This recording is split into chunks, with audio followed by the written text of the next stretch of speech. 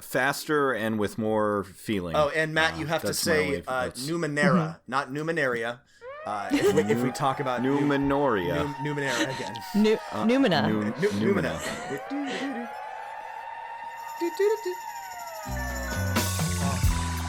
You better roll them dice. You never know if it could change your life.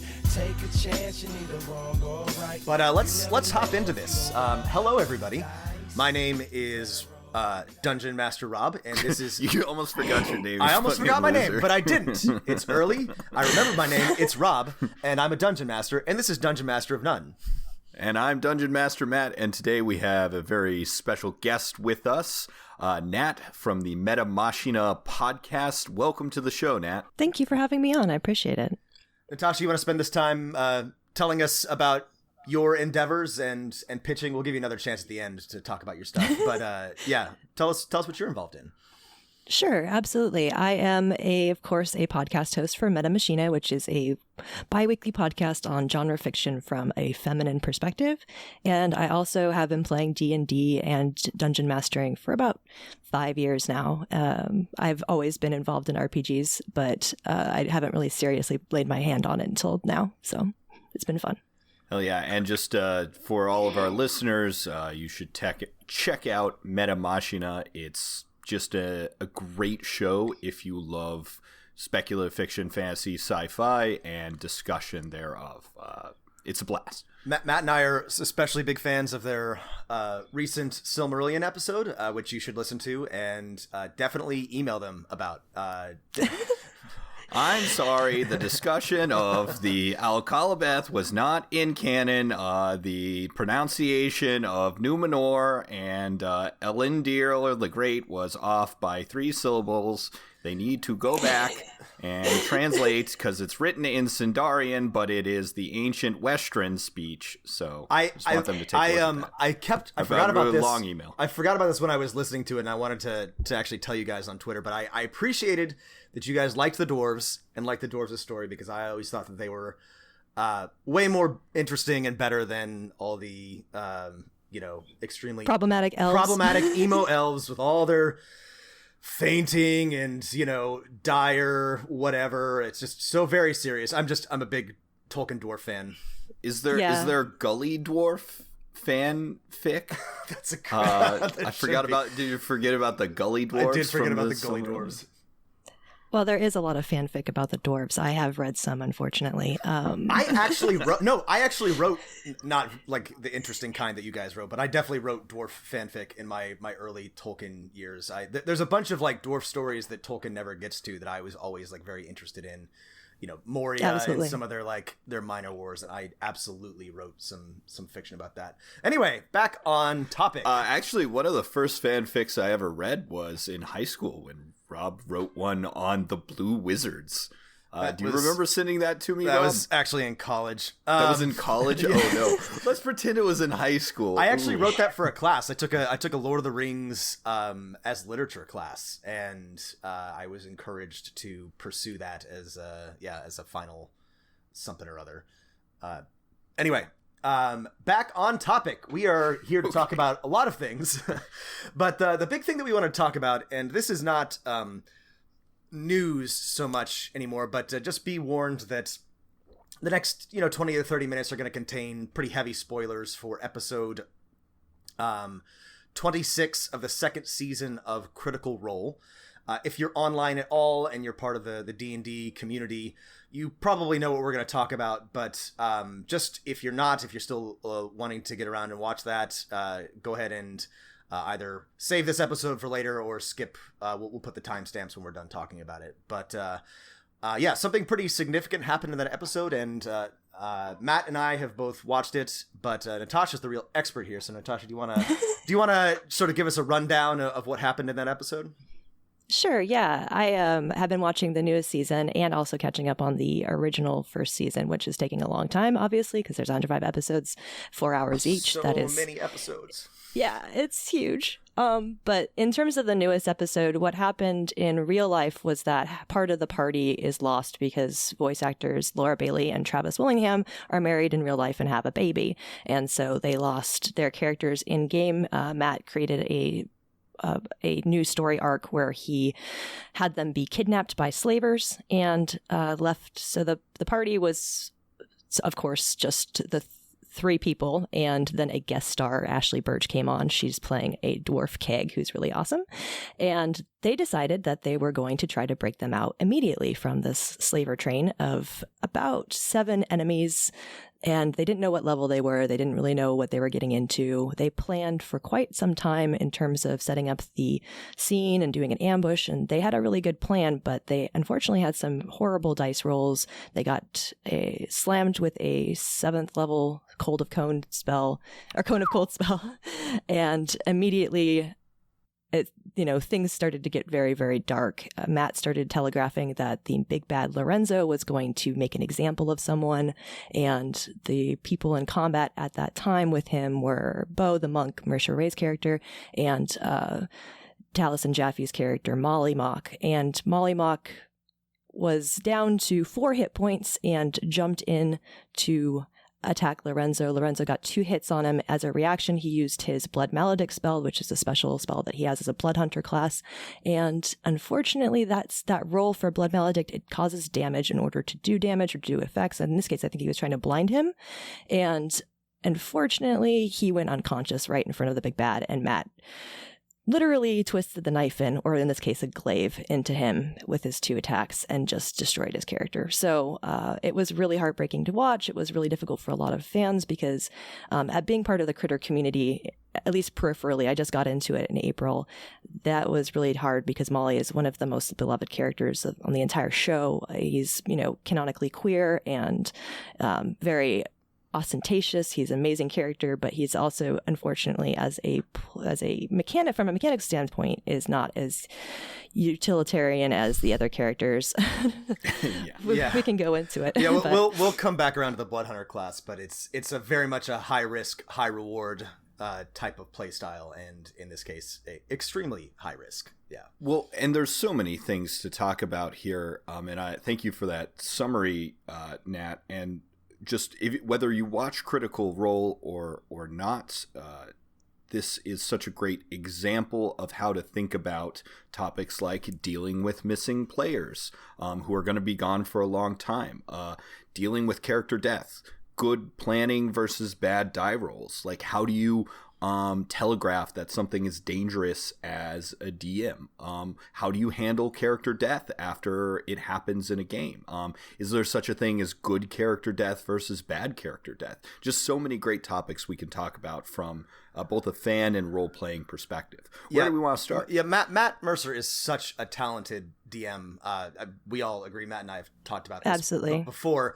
But I think just this situation is such high pressure and like so difficult to balance. And I genuinely don't know that anything could have been done better, either in terms of how to construct the scenario where 3 of your players are missing, whereas to, how to telegraph that a fight is dangerous, how to deal with character death. I genuinely, like, it, in some ways it was unsatisfying and frustrating and difficult, because anytime a character dies, that is how people are going to feel. But I genuinely don't know that this could have been done better by any dungeon master. I think it's a real, like, masterclass in how to handle some of the more oblique parts of being a dungeon master, things like how to deal with outside of game stuff in game, and how to deal with difficult situations. So this is, I think, a reminder for all of our dungeon masters who are listening, is that the biggest thing that can affect player effectiveness at overcoming challenges, specifically combat, is the number of players, right? Anyone who's ever run a pre-made module or something that's set up to be played by 4 people, and they have 7 characters playing through it, knows that the challenges just aren't up to snuff. And so when you're used to playing with a larger number of characters, and you go down to a smaller number, it completely changes what a party is capable of doing. Agreed. Yeah, it's one of the difficult things is when you have sometimes the needs of the narrative come up against the actual mechanics in a very frustrating way. And one of the ways that can happen is if you have players missing right before, for example, a really critical narrative arc where you're encountering the big bad or the team of opponents for the first time. And you can't always kick that can down the road. I know that in the past, when I've had situations like this, I have tried to really heavily and unsubtly hint that, that there's a big fight coming up or a really significant moment.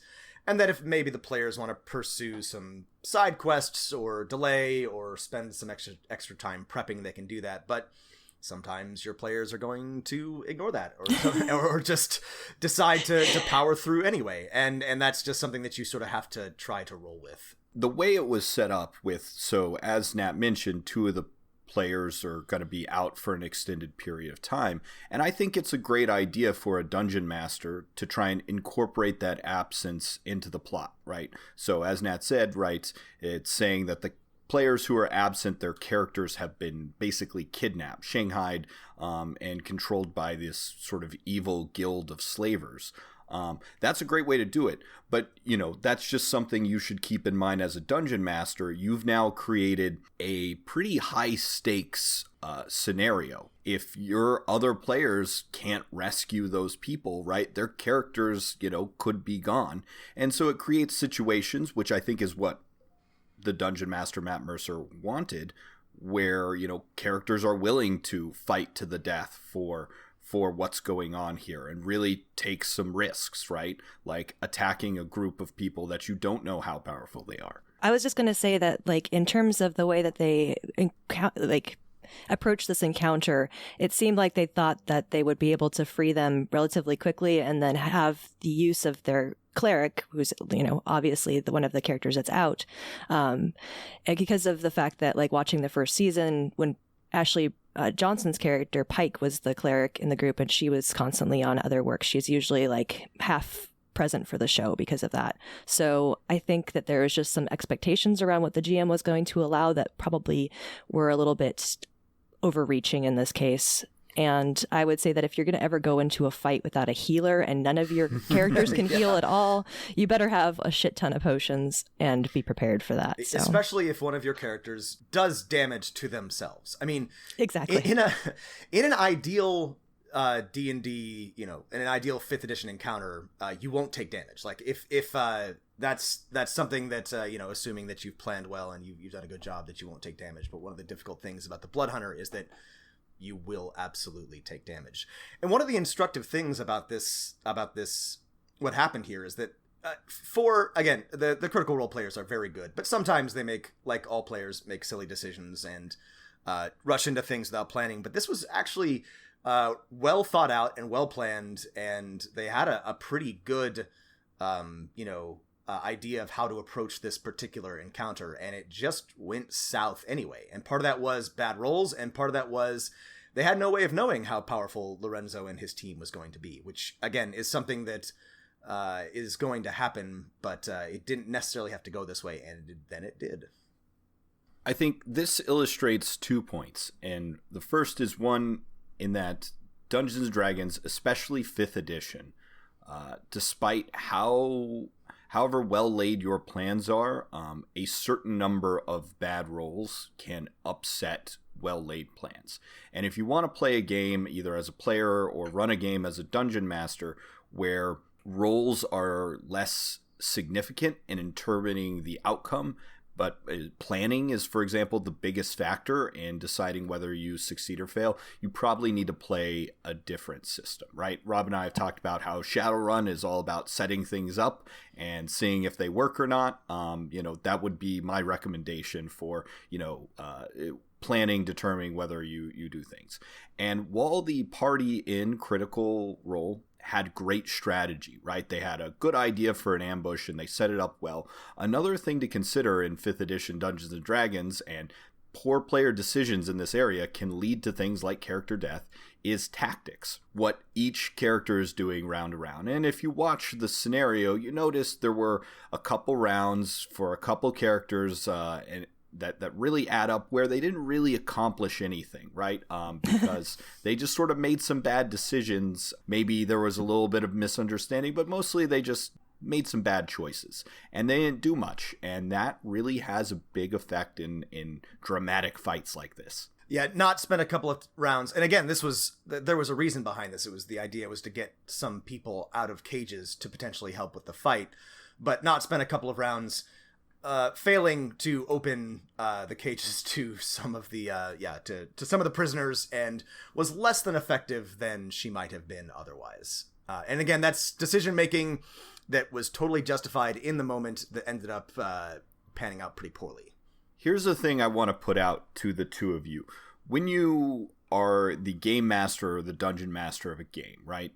There's a certain extent that the dice decide things, and you're trying to be a neutral arbiter as possible and role play the NPCs and the environment in the way that they would act. But at a certain point, right, when a character is low, and for example, in 5th edition Dungeons and Dragons, when a character is unconscious, right, you as the dungeon master have to make a decision to attack someone who's down or to not attack someone who's down, right? And if you attack someone who's down, there's a pretty good chance that you're going to murder that person's character.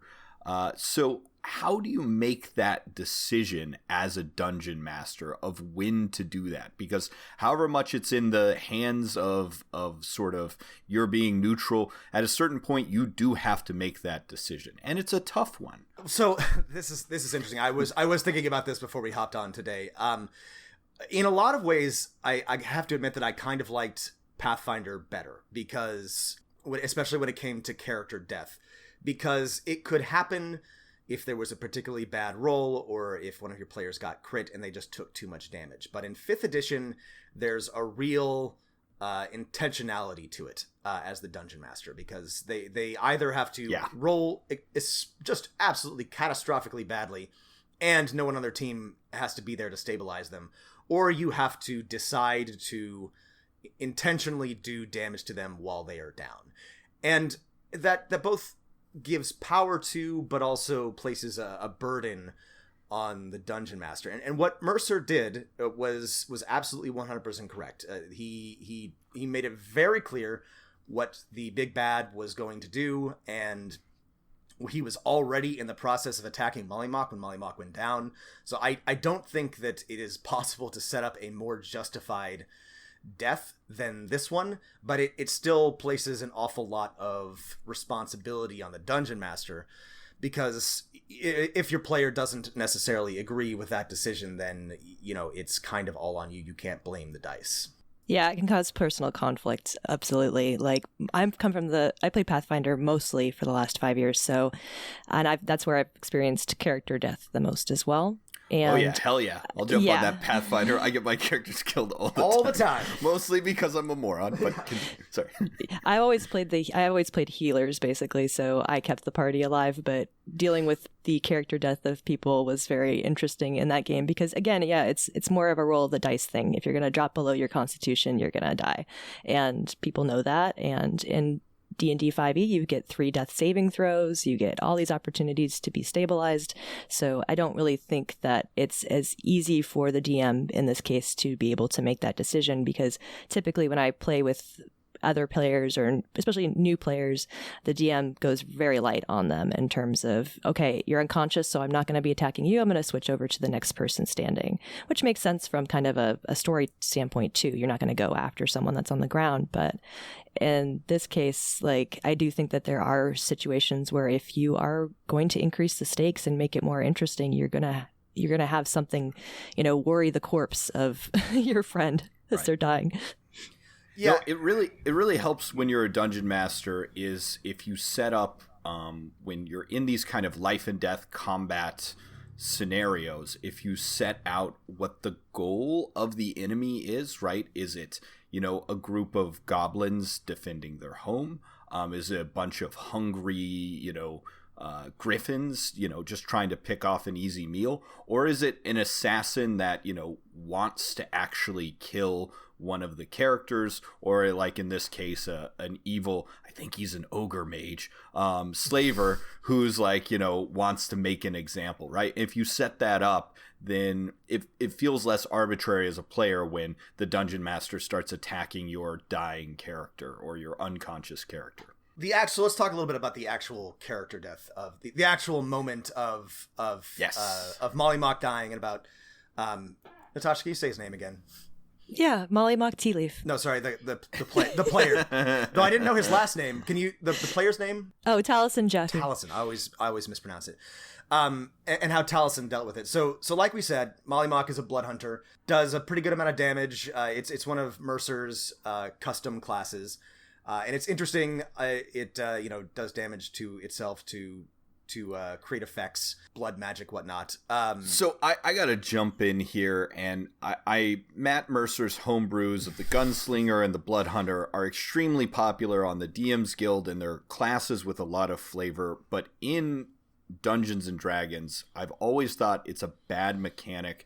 It was bad when Pathfinder did it with the Kineticist. It's bad for the Blood Hunter. In this, when one of your abilities that helps you cost your hit points. It works in some systems, but it really doesn't work in 5th edition. There are other ways to sort of balance things in the game. Especially at lower levels. They're still at level 5, and that really limits them.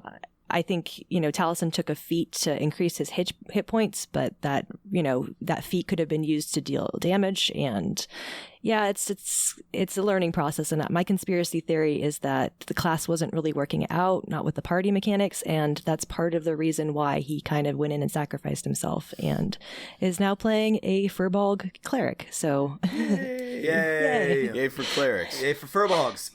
Yeah. So it is kind of interesting that the first character death happened to be Mercer's homebrew class, and I don't think it's like especially broken, but especially like we said, especially at low levels, there just isn't that hit point pool to really just take damage to pursue effects. Anyway, so Molly Mock goes in, Bo leaving Molly Mock alone to face this big sexy bad guy Lorenzo, who's got a glaive. And I'll correct you on that. She actually didn't leave. She was out of range. She was on top of the wagon, and she was about to jump down and engage Lorenzo, and Molly basically jumped between the wagon to engage directly with Lorenzo. Okay, my mistake.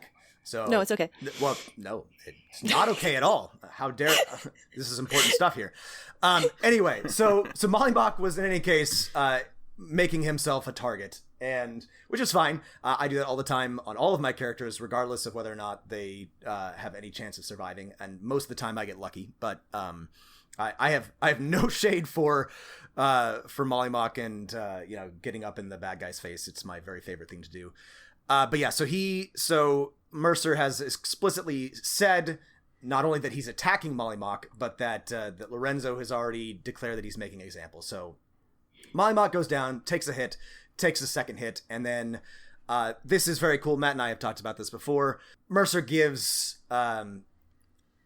Taliesin, just getting there. Taliesin a chance to make one final to give like one final like last word or one final act, and he spits blood in Lorenzo's face and then dies heroically. And I don't know that there is any possible better way to construct a character death. And Matt and I have talked about this. You're not always going to have the opportunity to have a heroic character death, but when possible, when justified, it is good for the DM to do so, and this was a really great opportunity. This is a great example and something I want to talk with you all, my fellow dungeon masters, about, right? I feel like there are plenty of times in our games where we have character deaths like this, which are against a really important bad guy, and you get to say your final words. And Molly Mock's sacrifice ended up being ultimately foolhardy, but he was acting true to his character, a tiefling with very noble intentions, right? And a good heart, and he lived that in his dying. But sometimes your level 2 character, green slime that they didn't see, falls on their head and dissolves them into nothing, right? And so we have this. I think there's a false dichotomy between meaningful and not meaningful character death. Because sometimes, even in 5th edition, with all of its fancy death saves that make character death a little harder, sometimes you're going to have characters die to something that is not not epic in the storytelling thing. And what do we do with that? I want to hear everyone's thoughts on, is there really I don't think there should be a dichotomy between meaningful and non-meaningful character death. I agree, because I think all character death is meaningful for you when you've worked really hard. Yeah. But I've experienced what I would call, I wouldn't say embarrassing, but sort of humiliating deaths. And I think that it can be kind of difficult for the players to rectify that. In my case, I got really, really angry because I felt like my death was sort of, I was the healer of the party, went down with one hit, unconscious. I was abandoned for the entire fight, and then my body was left to be exploded on a ship that was exploding because the rogue decided to blow it up. But nobody grabbed my body when they were escaping. Nobody did anything. And I was like, okay, I just got blown up. I'm just upset now. So, then the DM was like, okay, you can come back or you can reroll. And I'm like, I am rerolling the best healer ever. And I'm also going to make her an oracle, and she's going to be haunted by my dead character, because I was like, you're going to have to suffer. I also feel like, sorry, go ahead. No, I also feel like there's not a distinction between meaningful character death and not meaningful character death. It can be undignified, especially when a higher level character, something bad happens. I was raised from the dead, but I did once sit out an entire session because I fell off a horse and took falling damage. And then died as part of the ensuing combat. But anyway, well, think of some of our favorite fictional stories, right? Sometimes characters in an epic struggle, catch an infection and die, or are shot while sitting on the toilet, right? Right. But these, so I once had a character who, I was with a new group, first session, went in, died to the very first monster that was there. It was like a caller in the darkness from 3.5, and it was brutal. Killed my character on their second action of the game. And, the thing is, when you have these sort of less epic, more ignoble deaths, right? This is a cooperative storytelling game. The meaningfulness of this death is up to you, your players, and you as a dungeon master to construct some way of making that meaningful. After my character died on his second action of the campaign, the dungeon master sat with me, and we decided to come up with a fun way of that. This character died, but their soul was replaced with one of the souls in this psychic caller in the darkness, and I re-rolled a different character that had some of the same memories, but a new soul as a psychic character, and it was super great and super meaningful for my story. What do you guys think? Is it up to us to sort of make these either ignoble or embarrassing deaths meaningful, and how can we do that? I think that one of the things that Matt did, and in terms of Critical Role, this is higher level role playing in general, but I do think you should encourage it in your players, is giving time to mourn and to reflect. Yeah. I think that's awesome because it actually makes that person feel better about their character death because it shows the influence they have on the other characters.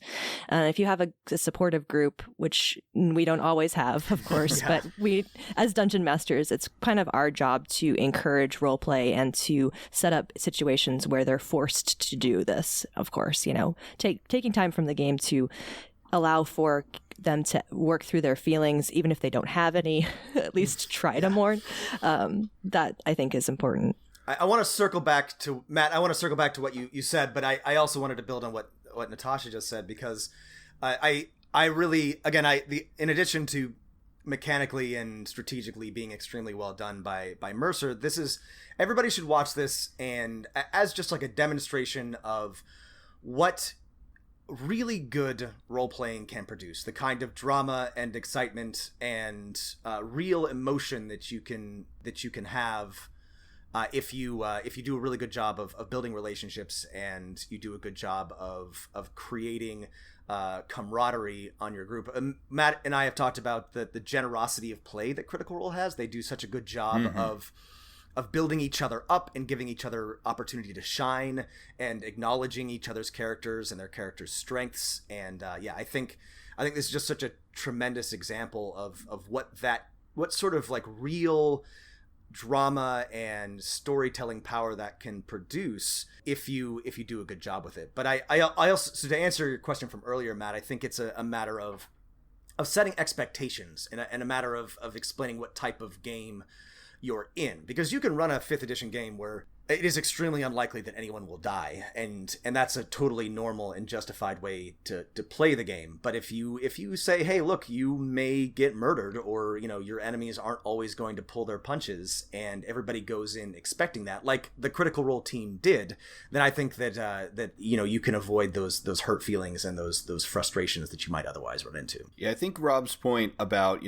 our phrase that we like to throw around, generosity of play, it works in character death just as much as in character life, right? Giving your other players a chance to react to that death, even if it wasn't meaningful or against an important villain, can really help out the player whose character died, right? Even if your character died for nothing, right? You can see how it's shaping the story, right? If your character was left on a ship that was exploded, maybe the rogue has gone through a little bit of an arc, and they're like, I can't be so reckless, I killed my friend, right?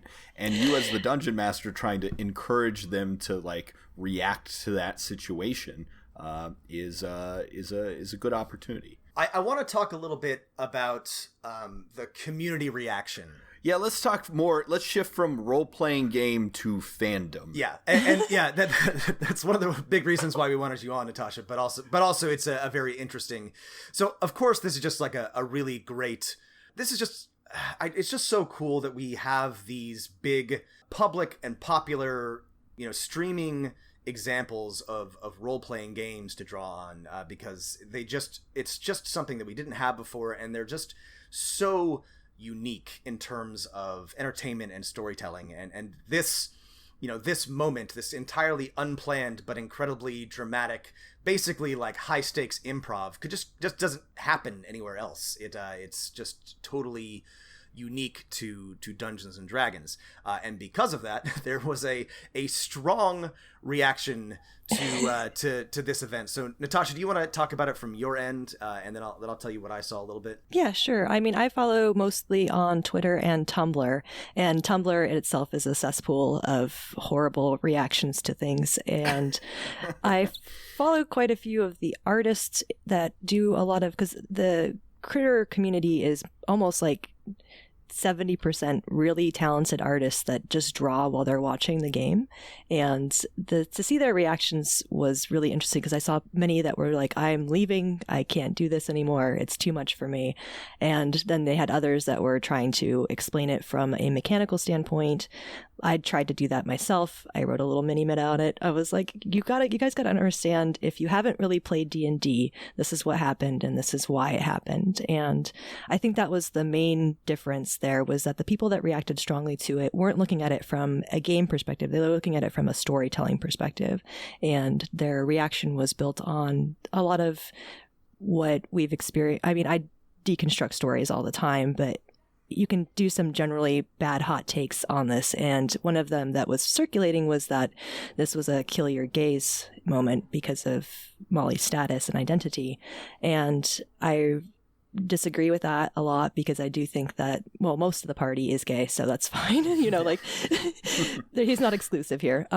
But that, like when you're looking at it from the perspective of this is an improvised storyline, this is an improvised narrative, people will die, people will get hurt, people will suffer.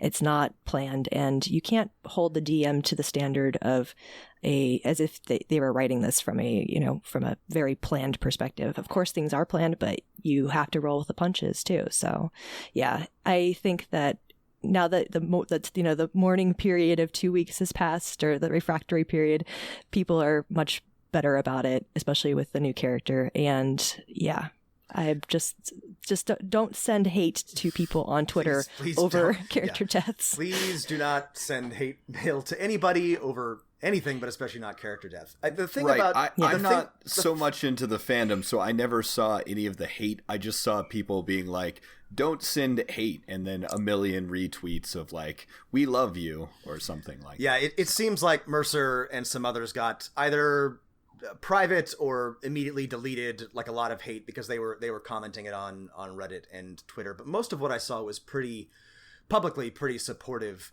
The thing about the bury your gays thing is that as I understand the trope, the problem is that they don't have agency. But in this case, Taliesin and Mollymock had absolute 100% agency. They could have chosen to run away. Exactly. And just because they died, like the problem isn't that the gays do die a lot in fiction, but the problem is that they're like used as like a plot device or not given agency in that decision. And in this case, both Taliesin and Mollymock had plenty of agency. Also, everyone, and this is just a personal pet peeve of mine, needs to spend less time on TV tropes. They bring up important points, but like not everything's a fucking trope. And when you reduce storytelling to just this, it cheapens it.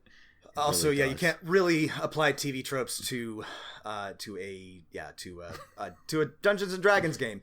Anyway, so this is we often Natasha knows all about this. We talk often about toxic fandom and about how a lot of fans just feel this really, I don't know, in my opinion, creepy ownership of certain properties, and Critical Role is no exception. But I do think in general, the community was at least publicly acknowledged this as a very exciting and dramatic development, and one of the things that makes this game so great.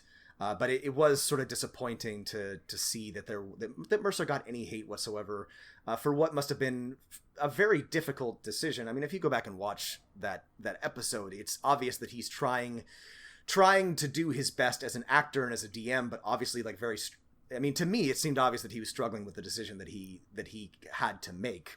Yeah, agreed. He actually is getting a tattoo of... Is he? Yeah. That's so right. He was just at SDCC, and that was part of their Talks Machina panel, which I think that was really great. Like, he's immortalizing that character because he did love it, and it was it was an important moment for him.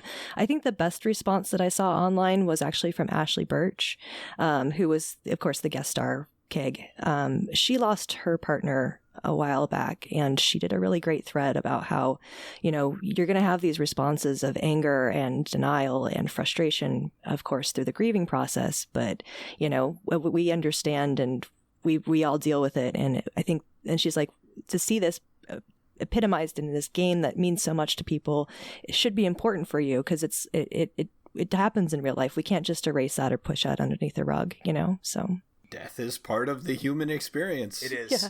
I think that this is... Next up, the total party wipe. The true part of the human experience. Kill all the characters. The most important part of the human experience is when you all die and no one remembers you anymore. Exactly. Total, damnatio memoriae. I mangled that Latin. Please cut that out, Matt. No, I will not. All right. Does anybody? I mean, I could talk about this all day, but we've been going on a while. Does anybody have any final thoughts on this before we move on to our next topic? When your character dies, you get to make a new one. That's true. It's also it's actually kind of it's exciting. You get an opportunity to advance the narrative, to build something new. It can be very exciting. I for one am very excited to see what Taliesin's next character does, and to see how those relationships shape up. Same. Let's take a quick break, and we'll be back with more stuff. With Nat. Yeah. It's been a long day without you, my friend. And I'll tell you all about it when I see you again. We've come a long way from where we began. Oh, I'll tell you all about it when I see you again. When I see you again. Damn, who knew? Welcome off Tiffy of the Fletchling and Moondrop Traveling Carnival of Curiosities. If there was ever a group of people that needed a good time to go out, have a laugh, see things that you have never seen before, and my God, take my word for it, 1 month's time, people will be buying your ale to hear the tale of what you saw at the Traveling Carnival of Curiosities this night. How can we not talk about family when family's all that we got? Everything Everything I went through, you were standing there by my side. And now you gon' be with me for the last ride. It's been a long day without you, my friend. I'm your god. Long may I reign. Eat of my fruits. I'm going to mess up my junk. What fierce? Your job. With blood. When I see you again.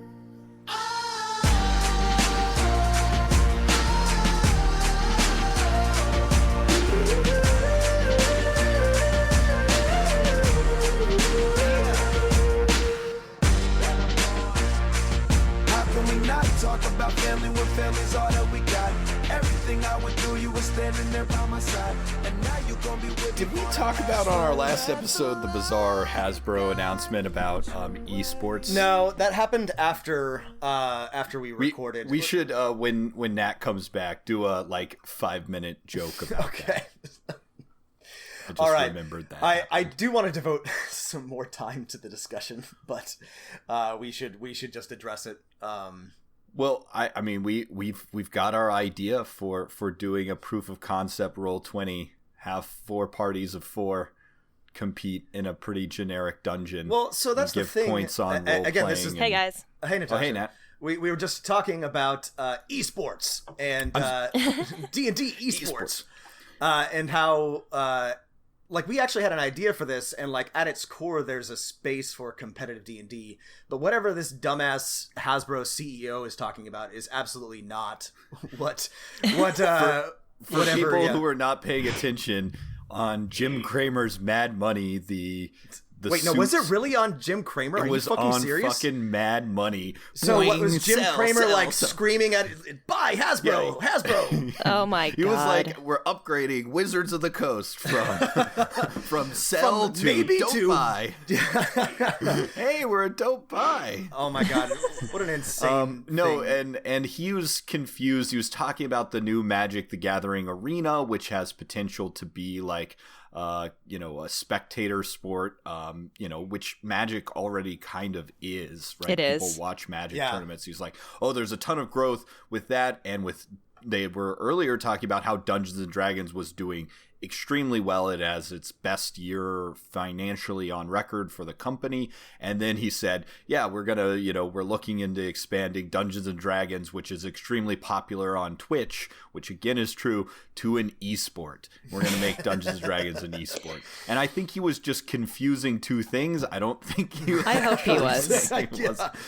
But anyway, it's an important point because we're no longer going to be doing this podcast. That's right. Rob and I are, Matt and I are forming transitioning to an elite Twitch team. We've got a sponsorship from Cloud9 Gaming out of Poland, and we're bringing on some elite South Korean and Belarusian talent for our team, for our healer and our rogue. And we're I love that they're trying to turn it into a PvP style thing when it's in actuality the most collaborative form of gaming that you can do. And for the actual, the idea of competitive Dungeons and Dragons has been around a long time. At Gen Con, they had these scenarios where parties together would all play the same scenario, and it would be like a tournament, and then the dungeon masters would compare, see which party did the best.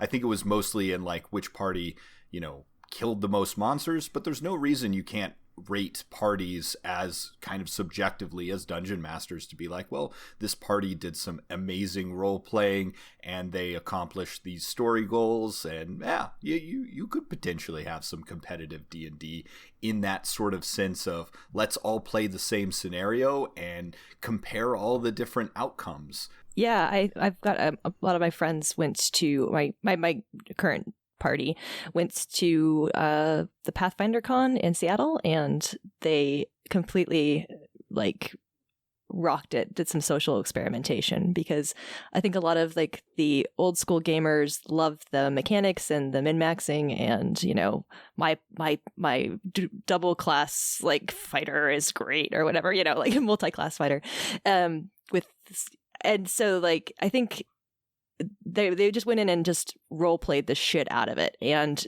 completely upset a lot of games, but also had the best time of their lives, because essentially that's what you should be doing. You should be role-playing. I mean, it's a role-playing game. Oh yeah.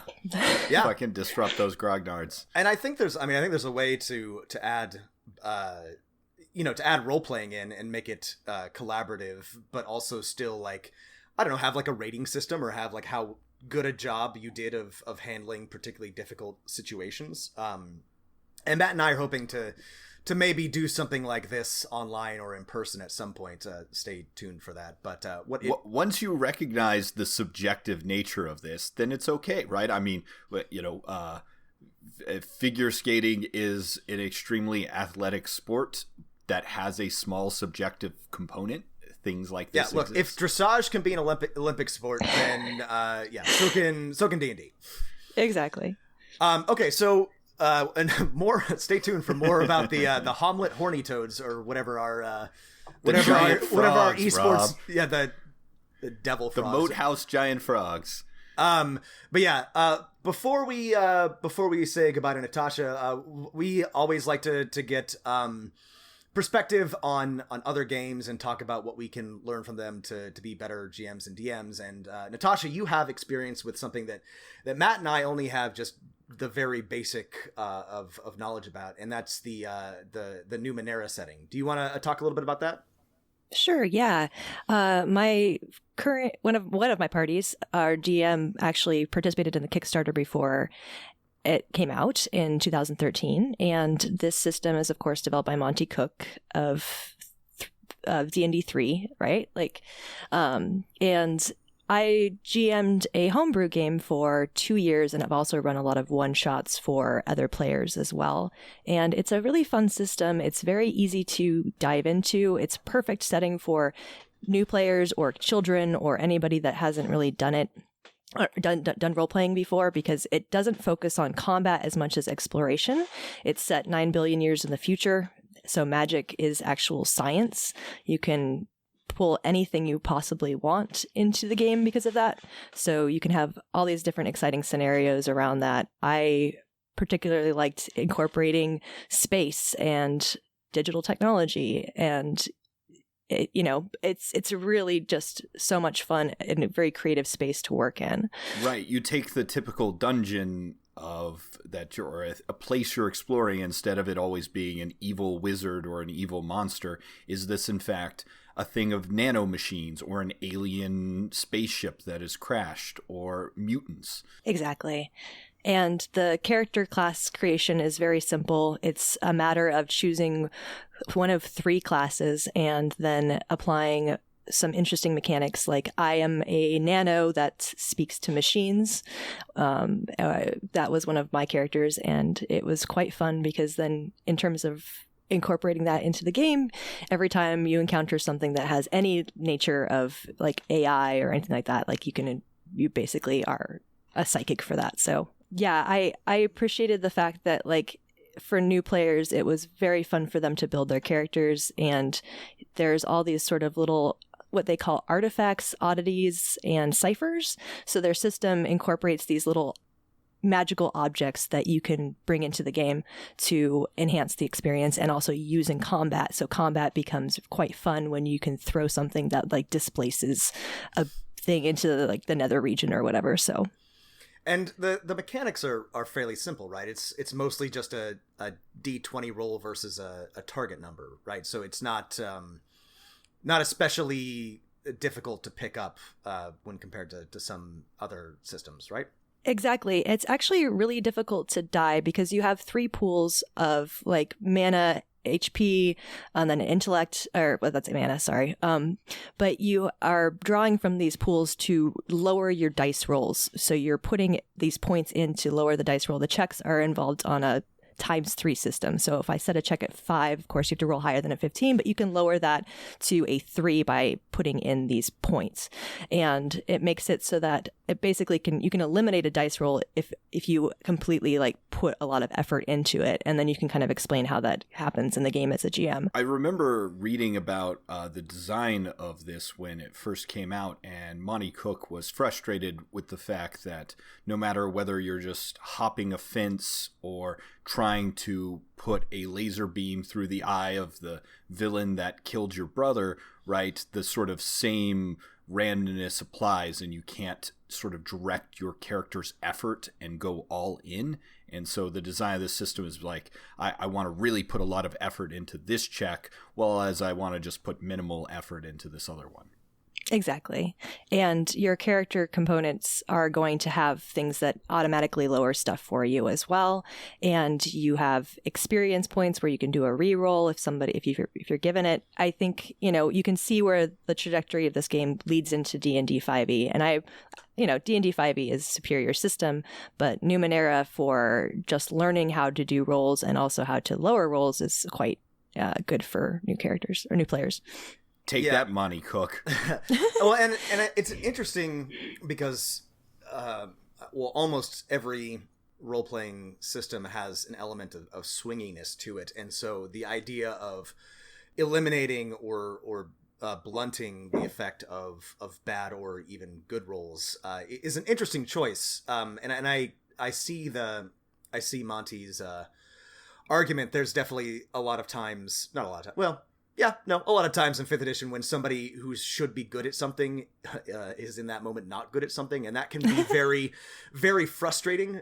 And being able to control those moments definitely makes a lot of sense. Though a lot of the appeal of a role-playing system is the randomness of it and the unpredictability that the dice provide. So this is, like Natasha said, I think a good system for new players and for people who are looking for a slightly less intense, less lethal type game, and also like a less combat focused one.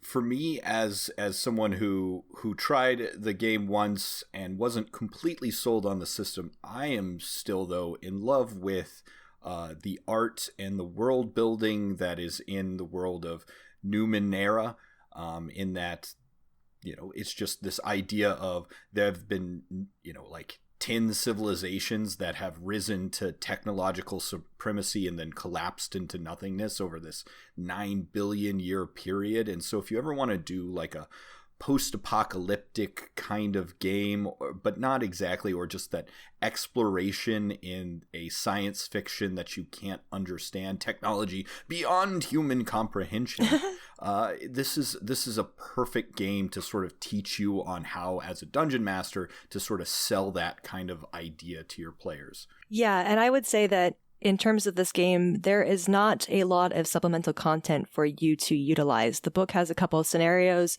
and there are I bought pretty much everything, including their main campaign, which is the Devil's Spine, but I ended up repurposing it and hacking it because of the fact that it was kind of broken.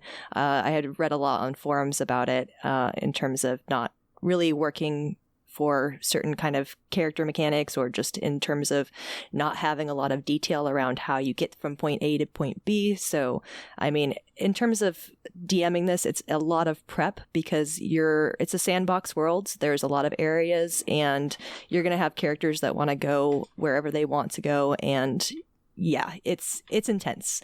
It's a much more storytelling based game where you're going to want to leave options open for characters, have scenarios ready to go, and improvise quite a bit.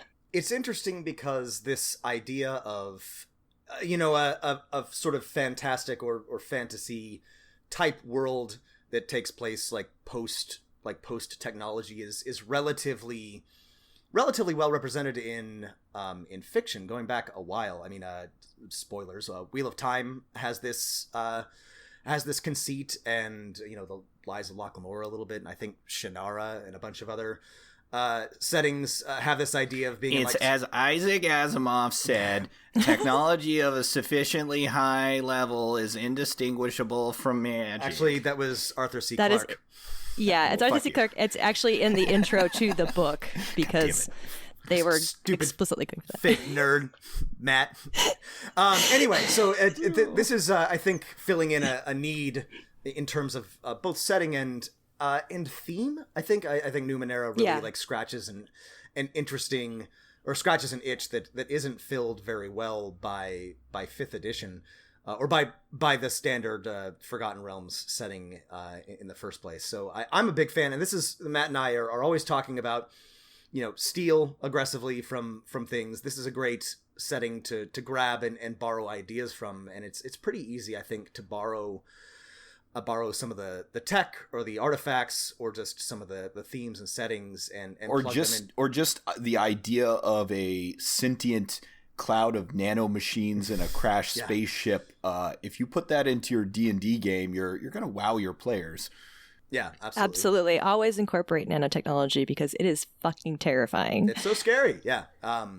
Which sort of brings me to the question that we are always trying to ask, and Natasha, I want to give you the opportunity to answer this. But what if you're a 5th edition DM and you're looking to borrow ideas or themes from Numenera, what do you think the best like takeaways are in terms of either just mechanics or concepts or ideas or settings or whatever? I think the investigative nature of the game and exploratory nature of the game is really important. I think a lot of the time when you do dungeon crawls in D&D 5e, you're just going through and murdering things, and you might be doing some figuring out of what's happening, but you're not really looking at the bigger picture. Usually you're just kind of in the moment. There's a combat, there's maybe finding something, but the way that Numenera works, it encourages you to figure out things and to have these sort of almost puzzles around a larger story. So they're like Twilight Zone episodes in what's going on. Like if you're exploring some relic in the in the desert, how did it get there? Why is it there? What age does it come from? And is it hostile, or is it an intelligent being that needs to be saved from itself? Like that to me provides a lot more emotion in the storytelling and the role playing. And I think encouraging that in games in general is really important because we don't all need to be murder hobos all the time. We can obviously, like, part of the appeal of D&D is getting that really cool magical item that you can use for the rest of the campaign, and Numenera really supports that. Strong agree. Well, Natasha, thank you so much for coming on our podcast. Like we said at the beginning, we're Dungeon Master of None. If you have questions about this or comments, you can email us at dmofnone@gmail.com. And if people are interested, Natasha, in following your own work and your own podcast, I was going to get to that, Matt. Come on. I was going to get to that. I was going to finish our introduction. Going straight to the end. And I was going to let her close with her stuff. So at dmofnone.com, Natasha, we're a great team, Robin. We do a good job of communicating with each other ahead of time about what we're going to do. Natasha, do you want to talk about where you're from and where you're at and people can find you online? Yeah, you can find me at Ashes for Foxes on Twitter, and also my podcast, Metamashina, that's spelled Metamashina. We have a website, we're on iTunes and SoundCloud, all the good things. Like you guys said, we did talk about the Silmarillion. If you are a pedantic nerd who really, really wants to get into the dry texts of things, don't listen to us because we spent our whole podcast on that, talking about whether we would fuck Sauron or Melkor. That's kind of our thing. We talk a lot about monster husbands, and Sauron. Come on, yeah. We're thirsty for Sauron, for Definitely sure. Sauron. Yeah, he is much cooler. He can turn into a werewolf, a vampire. He's a hot elf in some iterations. So yeah. Anyway. Hey, I like him, and I want him to put a ring on me. Yes. That's right. All right. So yeah, thank you again for coming on. Thanks for having me. Head over to Metamashina, give them a subscribe, leave them a rating and review, and, if you've got a second after listening to this episode, leave us a rating or a review. We'd really appreciate it. It helps other people find the show. Thanks everyone for listening, and keep rolling them dice. Good job.